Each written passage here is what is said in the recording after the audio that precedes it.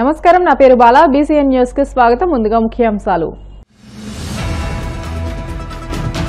రక్షాబంధన్ సందర్భంగా auto driver కు రాఖీ కట్టిన వంగలపూడి అనిత.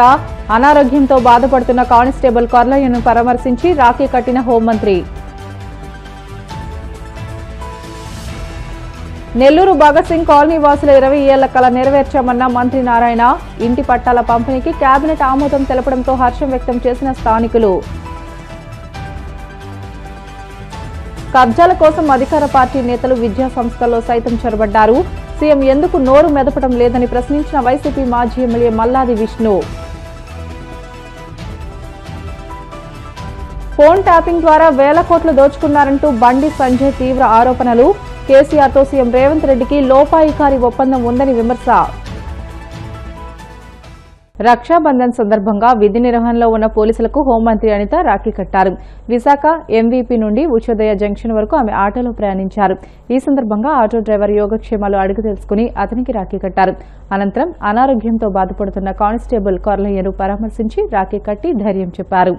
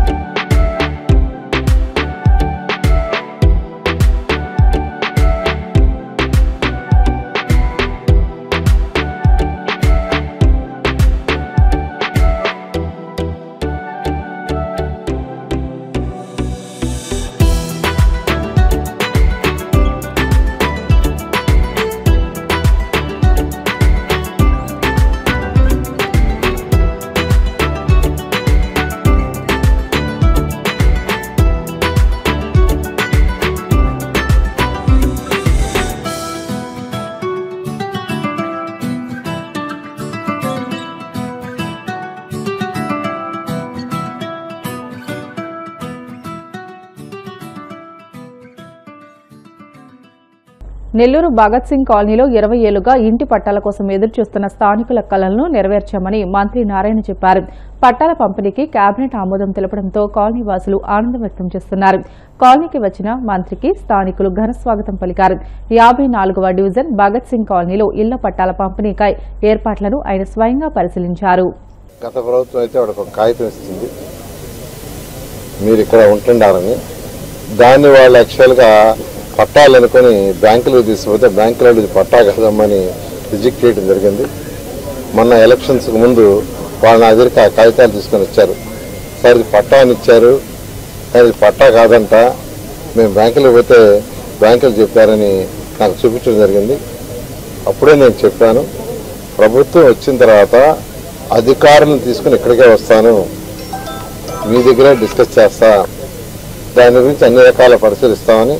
అటు దానికి సంబంధించిన అన్ని డిపార్ట్మెంట్ కలెక్టర్ కావచ్చు, జేసీ కావచ్చు, కమిషనర్ కావచ్చు, ఇతర డిపార్ట్మెంట్ వాళ్ళు కూడా నేను యాక్చువల్గా మార్చి 1వ తేదీ తీసుకొచ్చాను. ఇక్కడికి పెన్షన్స్ చేరస్ తీసుకొచ్చాను, వారితో డిస్కస్ చేశా.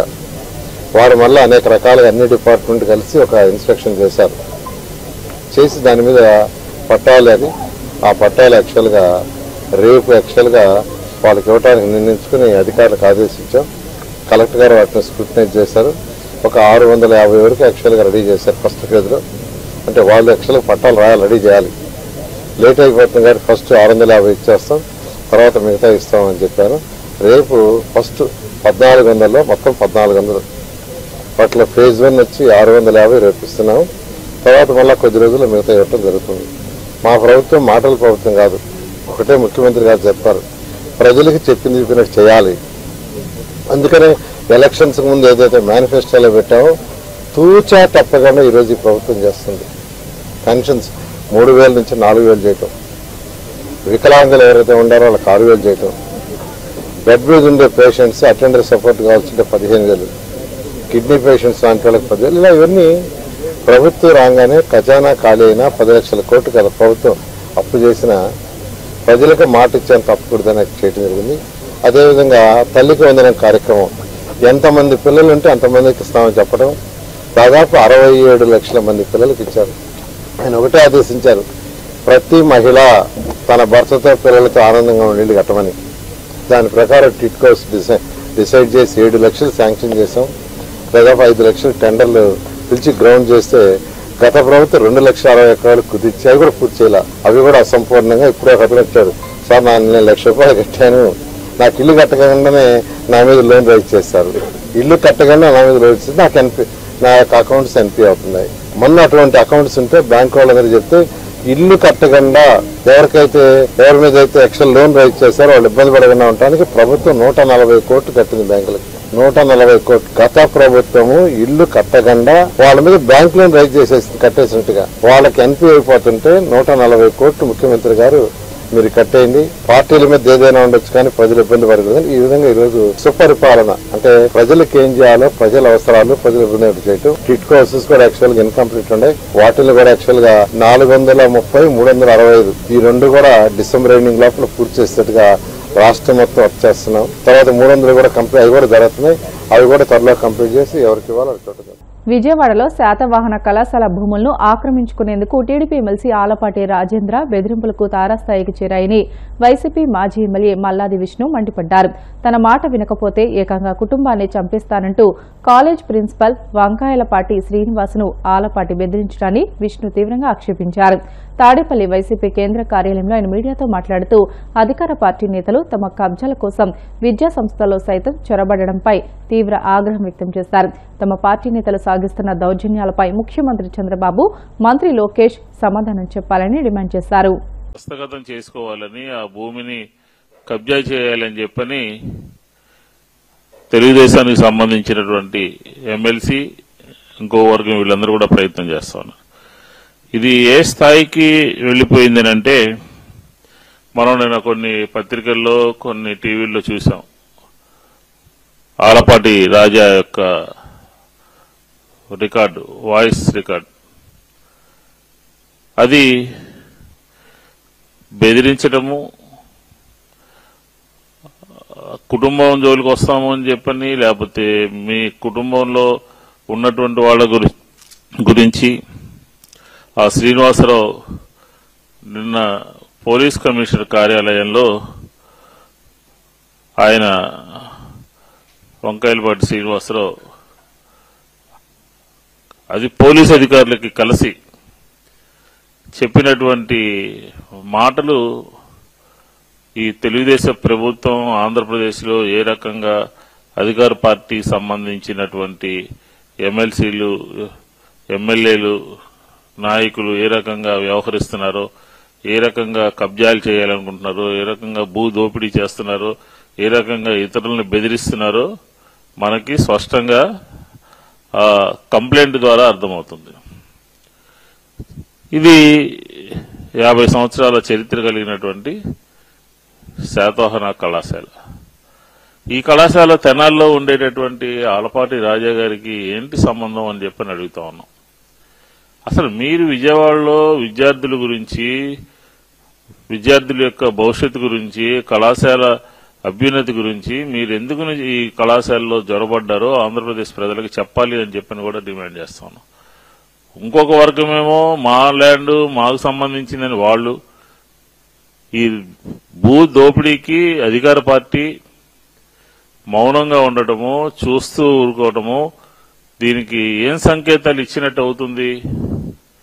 నగరంలో అత్యంత విలువైనటువంటి ఖరీదైనటువంటి 5 ఎకరాలు రమారమి 5 ఎకరాలు స్థలాన్ని వర్గాలుగా విడిపోయి, గ్రూపులుగా విడిపోయి శాంతి భద్రతల సమస్యని సృష్టిస్తూ, ఇతరులను బెదిరిస్తూ, వారికి కావలసిన వాళ్ళని భయపెడుతూ దీన్ని కబ్జా చేయాలని చెప్పని ప్రయత్నం చేస్తా ఉన్నాం.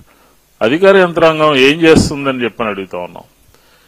పోలీసులకి ఈ వంకాయలపాటి శ్రీనివాసరావు అనే అతను ఫిర్యాదు చేయడం ఇది మొదటిసారి కాదు.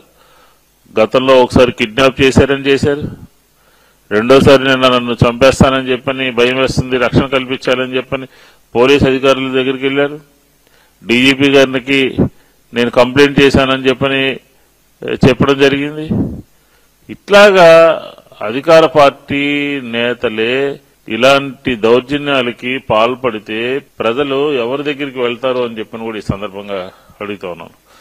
ఎందుకని ప్రభుత్వంలో ఉన్నటువంటి పెద్దలు ఇలాంటి రౌడీజాలు చేస్తా ఉంటే, ఇలాంటి కబ్జాలు చేస్తా ఉంటే, ఇలాంటి ఆస్తుల్ని కొల్లగొట్టాలి అని చెప్పని చూస్తా ఉంటే చంద్రబాబు నాయుడు గారు ఏం చేస్తున్నారు, లోకేష్ గారు ఏం చేస్తున్నారు, విద్యాశాఖ మంత్రి గారు ఏం చేస్తున్నారు? ఇలాంటివి నివారించాల్సినటువంటి బాధ్యత, అవసరం మీ మీద ఉన్నదా, ప్రభుత్వం మీద ఉన్నదా లేదా అని చెప్పని అడుగుతా ఉన్నాం. పశ్చిమ గోదావరి జిల్లా నరసాపురం మండలం చినమైన వాణిలంక వద్ద శిథిల వ్యవస్థకు చేరిన వంతెన నిర్మాణ పనులను త్వరలోనే చేపడతామని ప్రభుత్వ విప్ ఎమ్మెల్యే బొమ్మిడి నాయకర్ తెలియజేశారు. శుక్రవారం రాత్రి పట్టణానికి చెందిన గట్టం గణేష్ అనే విద్యార్థి కాళ్లు కడుక్కునేందుకు నీటిలో దిగి ప్రమాదవశాత్తు కొట్టుకుపోయాడు. ఈ విషయాన్ని తెలుసుకున్న నాయకర్ సంఘటనా స్థలాన్ని సందర్శించారు. ఈ సందర్భంగా గ్రామస్తులు వంతెన శిథిల వ్యవస్థకు చేరటం వల్ల తరచూ ప్రమాదాలు జరుగుతున్నాయంటూ వాపోయారు. స్పందించిన ఎమ్మెల్యే నల్లి క్రీక్ డ్రైన్ తవ్వక పనులను ప్రభుత్వం 21 కోట్ల కేటాయించిందని, త్వరలోనే పనులు చేపడతామని, దానిలో భాగంగా వంతెన నిర్మాణం కూడా చేపడతామని హామీ ఇచ్చారు. ఈ రోజున నరసాపురం మండలం వేములదేవి గ్రామానికి సంబంధించినటువంటి చిన్నమైన వాళ్ళంక పెద్దమైన వాళ్ళంక గ్రామం సంబంధించినటువంటి ఏదైతే నల్లి క్రీక్ ఇక్కడ బ్రిడ్జ్ ఉందో, బ్రిడ్జ్ అన్నది కూడా పూర్తిగా డ్యామేజ్ అవ్వడం చూసాం. మేము ఏంటంటే అధికారులతో కూడా ఏదైతే ట్రైన్స్ సంబంధించిన దాంట్లో ఉంది కాబట్టి వారితో కూడా మేము మాట్లాడి ఏదైతే ఇక్కడ బ్రిడ్జ్ నిర్మాణం చేయించాలన్న ఆలోచనతో మేము అధికారుల వెంటనే కూడా ప్రపోజల్స్ పెట్టడం జరిగింది. ఎందుకంటే ఇక్కడ ఏంటంటే ఆటుపోట్ల వల్ల సముద్రానికి వాటర్ అన్నది కూడా రావడం వెళ్ళడం అన్నది కూడా ఎక్కువ జరుగుతుంది.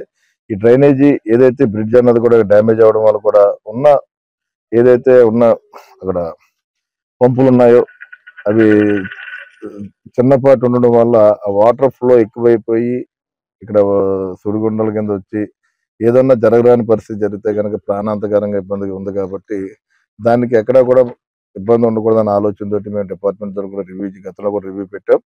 అదేవిధంగా కూడా ఏదైతే స్థానికంగా ఉన్నటువంటి మనకి పక్కన ఉన్నటువంటి మంత్రి గారు కూడా, ఇరిగేషన్ మంత్రి గారి నోటీస్ లో కూడా పెట్టి ఏదైతే ఈ నల్లి క్రీక్ సంబంధించి ఆల్రెడీ ఎందుకంటే గతంలో తెలుగుదేశం పార్టీ టైంలో ఉన్నప్పుడు కూడా 14-19లో కూడా ఆ రోజున కొంత డీసిల్టింగ్ కూడా ఇక్కడ వర్క్ జరిగింది నల్లి క్రీక్ సంబంధించి. దానివల్ల కూడా ఏంటంటే ఇటు ఆటుపోట్ల వల్ల కూడా ఇక్కడున్న రైతాంగం కూడా అగ్రికల్చర్ నుంచి కొంత అవ్వచ్చు, అదేవిధంగా ఆక్వా అవ్వచ్చు, రైతాంగం రొయ్యల రైతులు కూడా నష్టపోయే పరిస్థితి ఉంది. వాళ్ళన్నీ కూడా చెరువులు చేసుకునే పరిస్థితులు వాళ్ళందరికీ మునిగిపోయి ఈ ఆటుపోట్ల వల్ల కూడా ఇబ్బంది పడుతున్నారు. కాబట్టి వారందరికీ కూడా న్యాయం జరిగే విధంగా ఇక్కడ త్వరలోనే ఆల్రెడీ మంత్రి గారు కూడా నోటీసులో పెట్టాం. దాదాపు 28 కోట్ల రూపాయలతోటి ఇక్కడ కూడా ఈ వర్క్ నల్లి క్రీక్ అన్నది డీసిల్టింగ్ వర్క్ జరుగుతుంది. అలాగే బ్రిడ్జ్ నిర్మాణం కూడా జరిగే పరిస్థితి ఉంది. కాబట్టి మనం ఇంకా త్వరగా కూడా ఇక్కడ ఉన్న రైతాంగానికి కానీ, ఇక్కడ ఉన్న ప్రజలకు కానీ, అదేవిధంగా ఇక్కడ చిన్నమైన వాళ్ళకి పేరుపాలెం బీచ్కి వెళ్ళడానికి కూడా దారి ఉంది. కాబట్టి ప్రజలు కూడా ఎక్కువ ఫ్లోటింగ్ పెరుగుతుంది. కాబట్టి ఇక్కడ బ్రిడ్జ్ అన్నది కూడా నిర్మించుకునే విధంగా కూడా మేము సహకరిస్తామని చెప్పి సందర్భంగా తెలియజేస్తున్నాం. బ్రిటన్లో షార్ట్ బ్రేక్ తీసుకుందాం. Stay with us.